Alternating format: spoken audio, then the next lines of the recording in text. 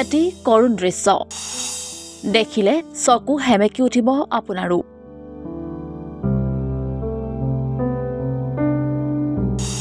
এহাল বৃদ্ধ দম্পতি দুবেলা দুমুঠিৰ বাবে ভিক্ষাই তেওঁলোকৰ একমাত্ৰ সম্বল।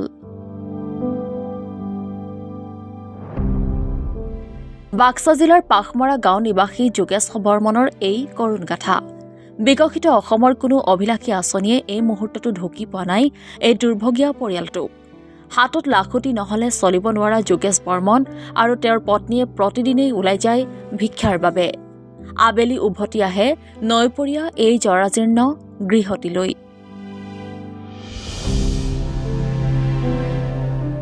দেৰিং নদীৰ গৰাখহনীয়াৰ সৰ্বস্বন্ত পৰিয়ালটিয়ে দেৰিং নৈৰ পাৰতে জীৱনৰ অজান শংকালৈ বাস কৰি আছে। যোগেশ বৰ্মনৰ পত্নীয়ে অশ্ৰুসিক্ত নয়নেৰে বৰ্ণনা কৰি গ'ল বহু বিষাদময় অভিজ্ঞতা। আজি পৰ্যন্ত চৰকাৰী গৃহ এটা লাভ কৰা নাই এইহাল বৃদ্ধ দম্পতীয়ে। লাভ কৰা নাই ৰেচন কাৰ্ড আৰু অৰুণোদয় আঁচনিৰ ধন।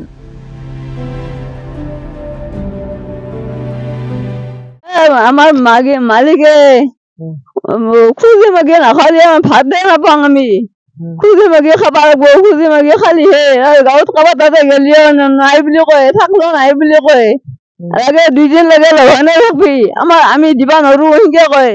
মালিকে একদিন খৰা ভেঙা মানুহ একেবাৰে বেছিকে অসুখ হয় বিচনাতে পৰি থাকে, যাব নোৱাৰে আনবা।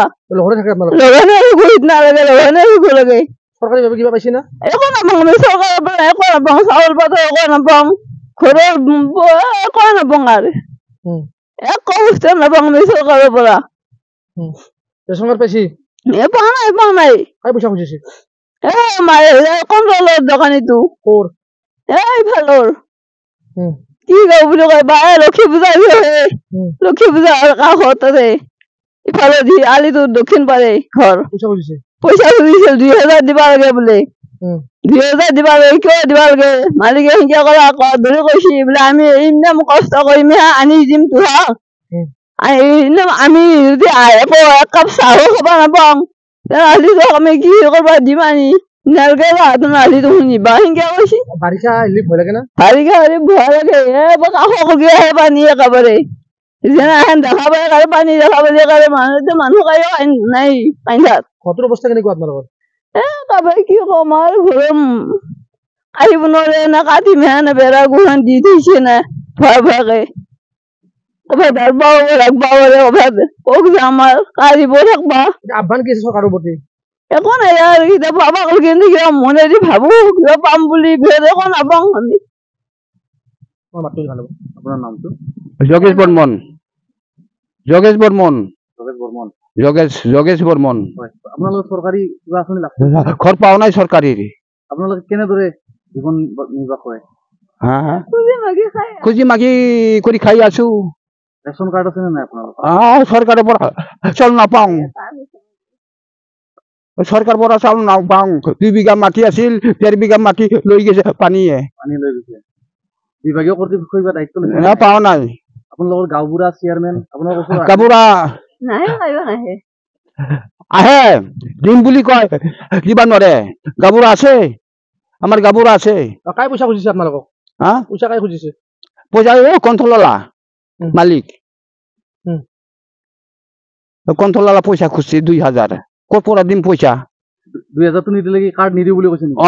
2000 পইচা দিয়ক, কাৰ্ড দিম আমি। আমি কৈছো তোমাৰ বাপৰ ঘৰৰ পৰাতো কাৰ্ড দিবা নোৱাৰে, অফিচৰ পৰা দিব কাৰ্ড। তুমি কিয় পইচা লাগে তোমাক? কি নাম যাই পইচা খুজিছে? আমাৰ গাড়ী তেলৰ খৰচ আছে না, পইচা খুজিছো এনেকে কয়। আপোনালোকে এতিয়া কি দিনে ভিক্ষা কৰি কিনে? ভিক্ষা কৰি খাওঁ আমি। আপুনি ভালকে খোজ কাঢ়িবও নোৱাৰে? নোৱাৰে। আপোনালোকৰ কি নিজৰ মাটিখিনি কি নদীয়ে লৈ গৈছে? লৈ গৈছে পানীয়ে। এতিয়া আপোনাৰ ঘৰৰ কাৰণে গ'লে কি বুলি কয়? ঘৰ বিচাৰিলে চৰকাৰী ঘৰ বিচাৰিলে চৰকাৰী ঘৰৰ কথা কলি চৰকাৰৰ মুখেদি কয় দিম ইলেকশ্যনটো পাছ হওক দিম। ইলেকশ্যনটো পাছ হলে ফিৰি নাচায় আমাক দেখি দুগুণ। আপোনালোকে ভোট দিব আৰু কয় কি নাপা তো ঘৰ নাপা এনেকে কয়। পৰি যায় লোকটো